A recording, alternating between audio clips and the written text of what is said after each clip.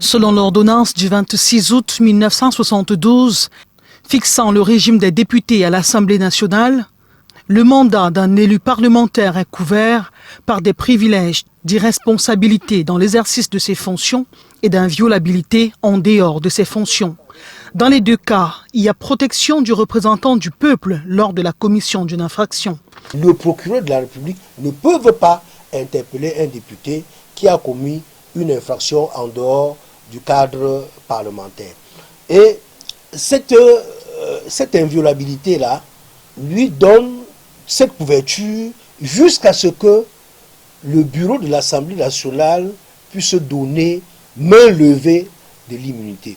Des principes qui ne sont pas immuables, car selon le degré d'infraction, le procureur de la République peut introduire une autorisation de poursuite du député au bureau de l'Assemblée nationale. Si on veut poursuivre le député, il faut adresser la demande de main levée de l'immunité à l'Assemblée nationale. Et si c'est le sénateur, ça doit être adressé au Sénat. Donc, tant qu'il n'y a pas main levée de l'immunité du député ou du sénateur, il ne peut pas être poursuivi, sauf dans les cas de ce qu'on appelle le flagrant délit. Dans l'exercice de la fonction de la police qui est à la fois préventive et administrative, l'article 157 du Code pénal dispose qu'est puni de 3 mois à 4 ans d'emprisonnement quiconque empêche d'agir ou de respecter l'autorité publique. Quand la police règle la circulation ou bien empêche ou érige des barrières, parfois pour éviter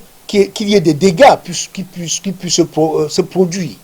Donc ça, c'est la police préventive. C'est qu'elle a transgressé un ordre légitime, un ordre pris par une autorité administrative.